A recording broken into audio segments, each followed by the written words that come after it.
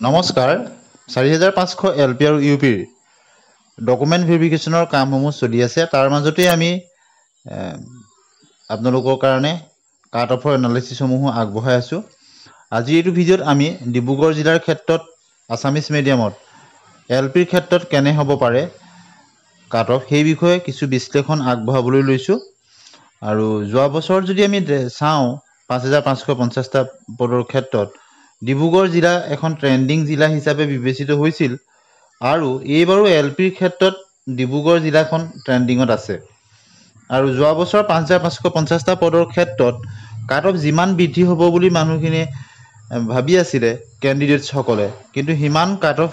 বৃদ্ধি হোৱা নাছিলে এটা এভাৰেজ কাট অফ আছিলে এইবাৰো কিন্তু প্ৰাৰ্থীসকলে ডিব্ৰুগড় জিলাত কাট অফ বাঢ়িব বুলি ভাবি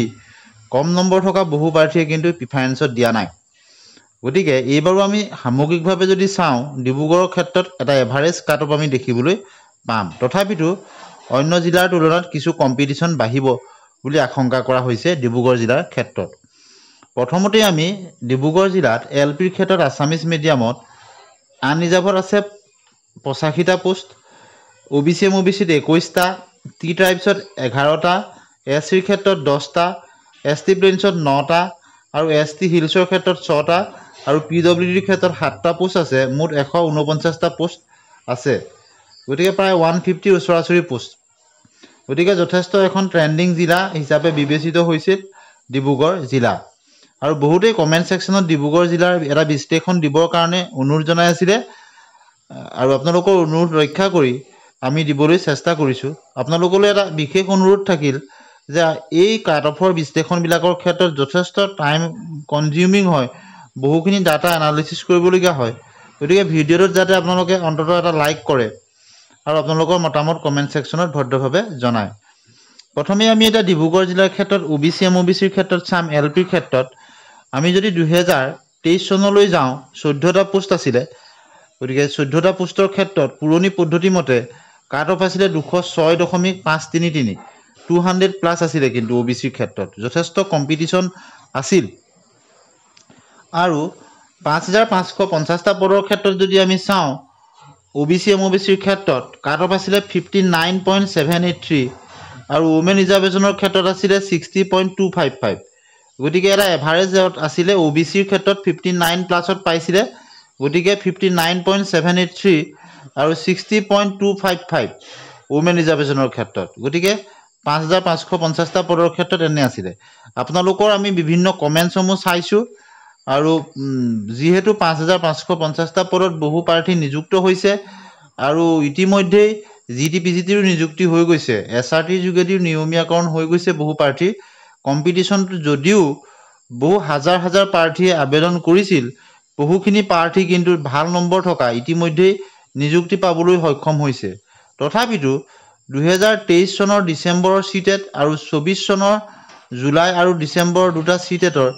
মুঠ 3টা চিটেটৰ কেণ্ডিডেটসমূহ আছে আৰু লগতে আছাম টেটৰ কেণ্ডিডেটসমূহ আছে যিসকলে এতিয়ালৈকে চাকৰি পাবলৈ সক্ষম হোৱা নাই গতিকে এই সকলোখিনি চাই আমি আপোনালোকক জনাব বিচাৰোঁ যে ওবিচি আৰু এমওবিচিৰ ক্ষেত্ৰত ডিব্ৰুগড় জিলাৰ ক্ষেত্ৰত কাট অফ কিমান হ'ব পাৰে যিহেতু ওবিচি আৰু এমওবিচিৰ ক্ষেত্ৰত এইবাৰ পোষ্টৰ সংখ্যাটো আগৰ তুলনাত এইবাৰ কম আছে মাত্ৰ 21টা পোষ্ট আছে গতিকে 21টা পোষ্টৰ ক্ষেত্ৰত কাট অফ কিমান হ'ব পাৰে আমি যদি চাওঁ 21টা পোষ্ট যদিও 21টা পোষ্ট দেখিছে 90 প্লাছৰ প্ৰাৰ্থীসমূহ সকলো কেটেগৰী আনৰিজাৰ্ভত আহি যায় গতিকে 21টা পোষ্টৰ ক্ষেত্ৰত 4500ত আমি এক্সপেক্টেড কাট অফ কেনে হ'ব পাৰে বহুতেই বহুত হাই যাব বুলি ভাবিছে যদিও আমি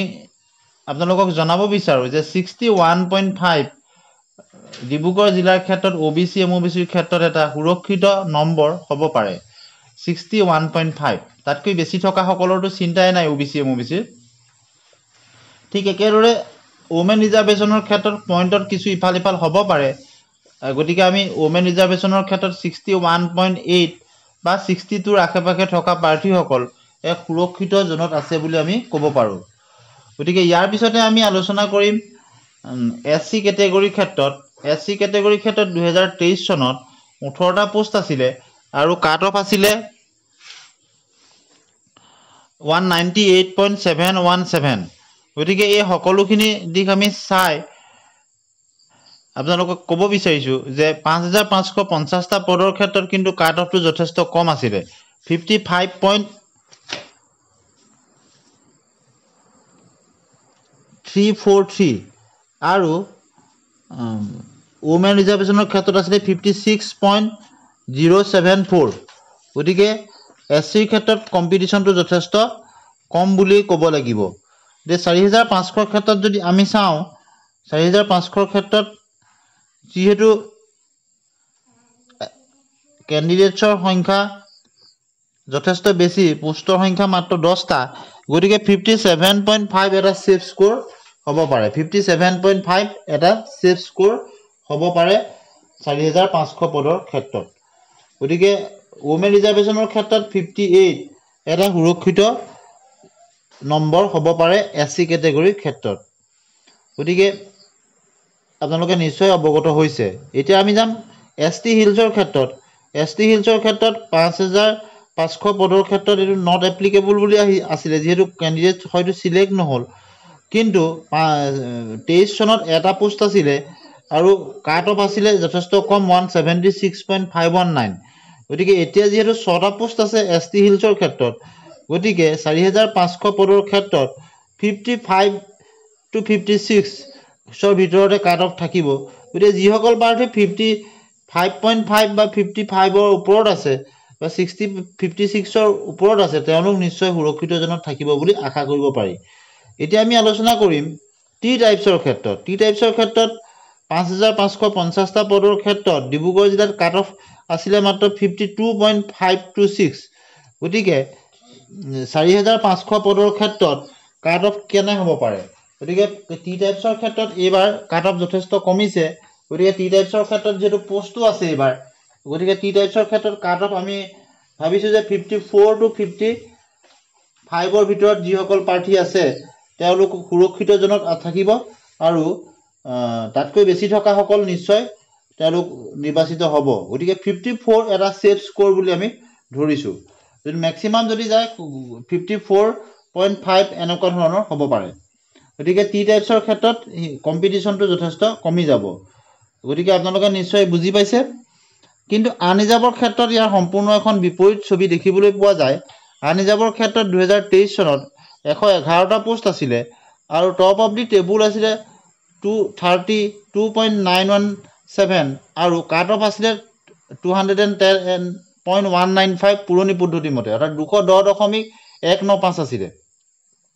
কিন্তু 5550টা পদৰ ক্ষেত্ৰত সকলোকে আচৰিত কৰি কাট অফ যথেষ্ট এটা এভাৰেজ লেভেলত আছিলে আনৰিজাৰ্ভ কেটেগৰীৰ ক্ষেত্ৰত আমি প্ৰথমেই ভিডিঅ'টোত কৈছিলো মাত্ৰ আছিলে 61.241 আৰু আনৰিজাৰ্ভৰ ওমেন ৰিজাৰ্ভেশ্যনৰ ক্ষেত্ৰত আছিলে 62.323 গতিকে এইবাৰো ডিব্ৰুগড় জিলাৰ ক্ষেত্ৰত আমি যদি চাওঁ আনৰিজাৰ্ভৰ ক্ষেত্ৰত কম্পিটিশনটো এক এভাৰেজ লেভেলত থাকিব যদিও হাই লেভেল কম্পিটিশন হ'ব বুলি এক্সপেক্ট কৰিছে বহুতেই গতিকে আমি ক'ব বিচাৰো কাট অফ এইবাৰ কিছু হলো বৃদ্ধি হ'ব পাৰে 5550টা পদৰ তুলনাত যেটো পোষ্টৰ সংখ্যা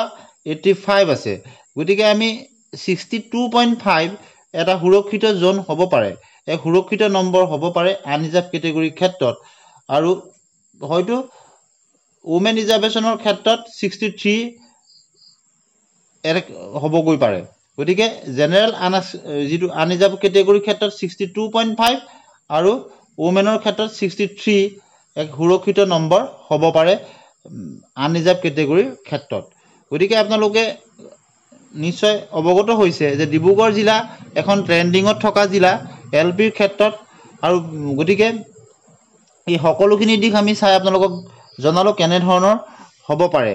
আৰু পিডব্লিউডি পাৰ্টিৰ ক্ষেত্ৰত 5500 পদৰ ক্ষেত্ৰত নট এপ্লিকেবল আহিছিল কিন্তু 4500 ইয়াৰ পোষ্ট আছে গতিকে পিডব্লিউডি প্ৰাৰ্থীৰ ক্ষেত্ৰত 57 এক সুৰক্ষিত স্কোৰ হ'ব পাৰে পিডব্লিউডিৰ ক্ষেত্ৰতো কম্পিটিশনটো যদিও প্ৰথমতে বহু ক্যান্ডিডেটছক মাতিছে তাৰ পাছত কিন্তু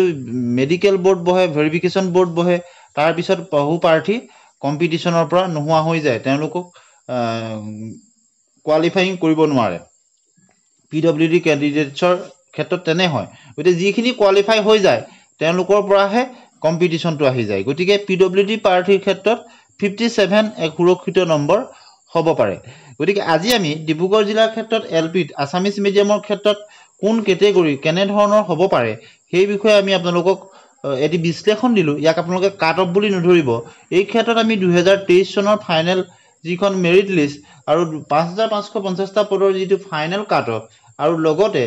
বিগত কিছু ভিডিঅ'ত আপোনালোকৰ কমেণ্টসমূহ বিভিন্ন পোলসমূহ বিভিন্ন গ্ৰুপৰ তথ্যসমূহ আমি বিশ্লেষণ কৰি চাইছোঁ আৰু তাৰ পৰা আপোনালোকক এটি সামগ্ৰিক ধাৰণা দিবলৈ চেষ্টা কৰিছোঁ গতিকে আপোনালোকে আপোনালোকৰ মতামত জনাব ইয়াৰ ক্ষেত্ৰত আৰু কিবা নতুন সংযোজন হ'ব পাৰে নেকি